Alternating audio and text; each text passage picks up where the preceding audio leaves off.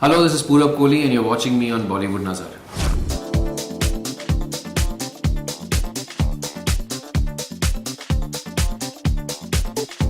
छोटे पर्दे से आपने शुरुआत की थी हिप हिप हुर्रे के शो से, उसके बाद कई बार आपको वीजिंग करते हुए देखा गया था, कई बार रियलिटी शो में होस्ट करते हुए देखा गया था। तो ये छोटे पर्दे का जो एक लंबा पुराना सफ़र था वो कैसा था? छोटे पर्दे से मेरा और गिरीश का जो रिलेशनशिप भी है वहीं से मतलब हम लोग मिले थे। 2000 में हम लोग ने एक सीरियल साथ में किया था, वो डायरेक्टर थे उस वक्त। He was also an actor, Girish Malik.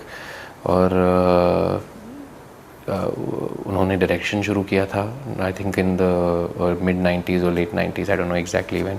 लेकिन 2000 में वो एक सीरियल बना रहे थे संघर्ष, उसमें उन्होंने मुझे कास्ट किया था and I worked with him.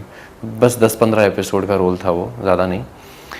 लेकिन I don't know, some kind of impression must have been created. So when he was thinking of a film, और रॉक ऑन जब रिलीज़ हुई 2008 में, he then called me for another film and then Jal. वो अलग कहानी है।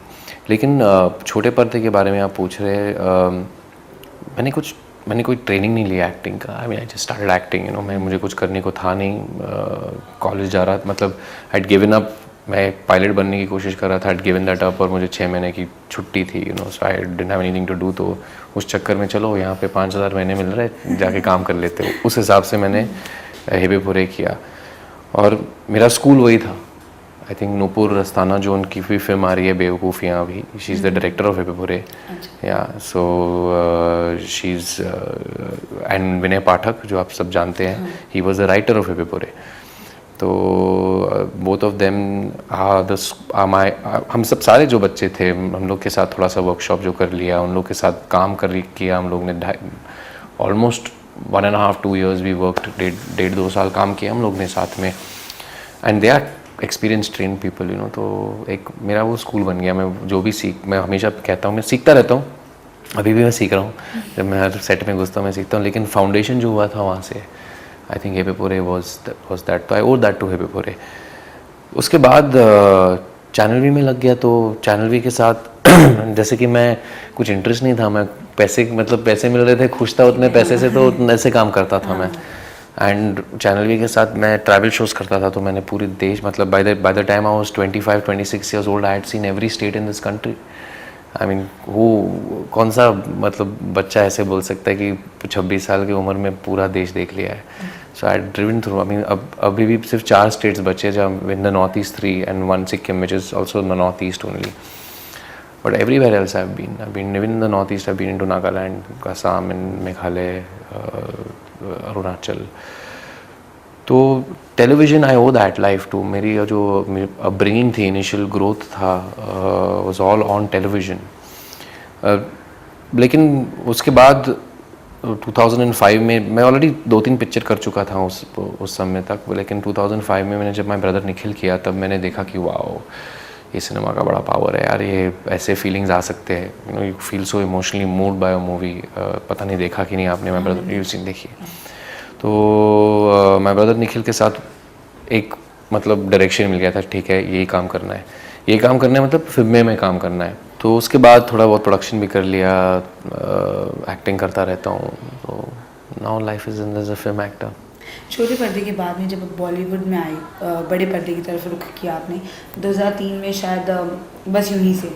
तो वहाँ उसका क्या एक्साइटमेंट थी, एक अलग एक्साइटमेंट थी, जैसे आपने बोला माय ब्रदर निखिल। लेकिन 2003 में जब आपको मिली थी, उसका क्या एक्साइटमेंट था? उस टाइम में क्या चला था दिमाग में? अच्छा फीलिंग था। पहली बार मैं देख रहा था अपने आप को एक बड़े पर्दे पे। अच्छी देख चुका था ऑलरेडी, क्योंकि मेरी एक ऐड था मेरा, कॉम्पैक्ट प्रेसारियो का कुछ कंप्यूटर का ऐड था, वो आता था बड़ा स्क्रीन पे। तो I had seen it already. लेकिन फुल फ्लेज्ड फीचर फिल्म पहली वाज ऑफ कोर्स बस यूं ही, was the first one that released. बहुत एक्साइटेड थे हम लोग, बहुत ही मतलब। एंड आई थिंक बस यूं ही थोड़ा ahead of its time kind of film था। उस टाइम पे किसी ने सोचा भी नहीं था कि ऐसे फिल्म बनाए। So quite a path breaking film definitely. लेकिन चली नहीं ज़्यादा, because I think it was also a shock. I think industry has to also believe कि ऐसा कुछ हम लोग डिस्ट्रीब्यूट ठीक ढंग से करें, मार्केट ठीक ढंग से करें। उस समय उस टाइप के फिल्म्स को कोई विश्वास नहीं करता था। अब ज़माना बदल गया है, चीज़ें बदल गए हैं, ऑडियंसेस खुल गए हैं, ऑडियंसेस के माइंड्स खुल गया है। तो I think this is a good opportunity to do different kind of cinema now. Office cinema जैसे आपने कहा बहुत बहुत सारे आपने किए हैं, तो क्या लगता है कि आज की ऑडियंस इसे अपना पा रही है? आई थिंक दोनों तरफ से मूवमेंट हो रही है इफ़ यू आस्क मी। एक तो ऑडियंस का दिमाग खुल रहा है थोड़ा सा, दूसरी तरफ से फिल्म मेकर्स भी जान चुके हैं कि ठीक है इतना ऑफ बीट जाने की ज़रूरत भी नहीं है, थोड़ा सा आप आइडियाज़ ऑफ बीट ले आओ पर ट्रीटमेंट थोड़ा सा आप दे दो कि एंटरटेन भी हो जाए, क्योंकि हमारे देश में लोग देखते सिनेमा एंटरटेनमेंट होने के लिए। प्रॉब्लम्स तो उनके घर पे भी है, तो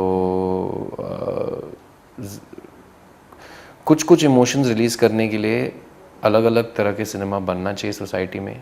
और डेफिनेटली हमारे सोसाइटी में ज़्यादातर हैवी इमोशंस घर पे रिलीज़ होते, तो लाइटर इमोशंस सिनेमा में यूटिलाइज करते हैं। I am talking about a mass audience right ना, मेरी ये खुद की समझ अंडरस्टैंडिंग है फ़िलहाल। सो I think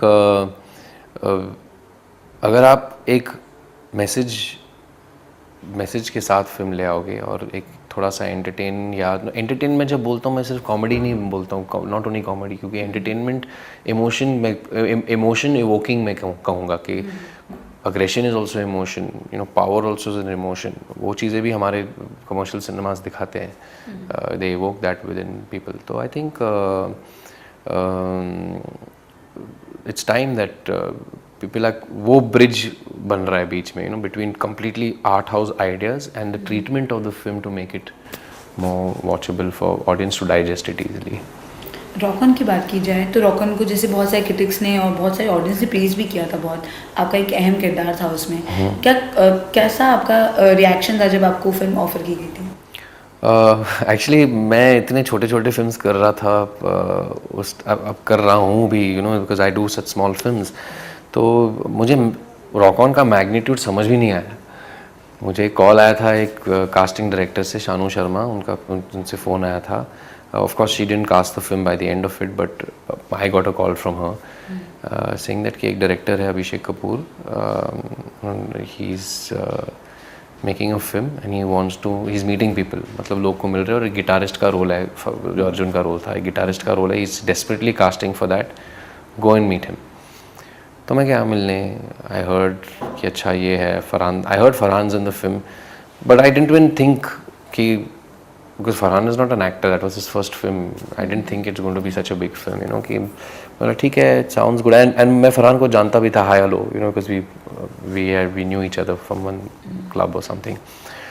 So I said okay cool, let's audition. तो audition जब किया, he said no, you don't fit the guitarist, you don't, but I think you'll fit the drummer, so let me cast you, let come back, वापस बुला लिया मुझे, and he made me do another audition as the drummer.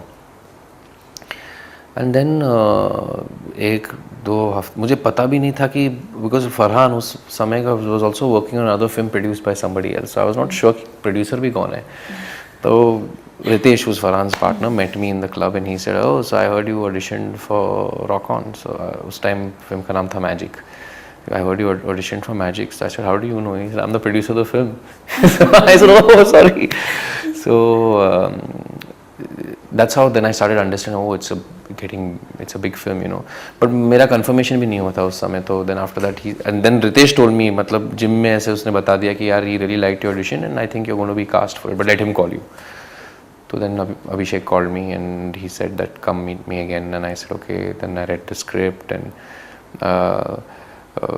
also मैं उस वक्त तक गट्टू का जो पहला फिल्म था, अभिषेक का जो पहला फिल्म था, I went and saw that also, Aryan Sohail Khan के साथ, which I don't think it did very good business, but I still saw it. I sat down and saw it to see कि director कैसा काम कर रहा है, and you saw it. I mean, the guy had emotions were in place, you know, कि उनको पता था कि किस तरह के emotions evoke करना है audience. Of course, it didn't work out that well in Aryan, but you saw Rock On what he did with, and then Kai Poche, of course.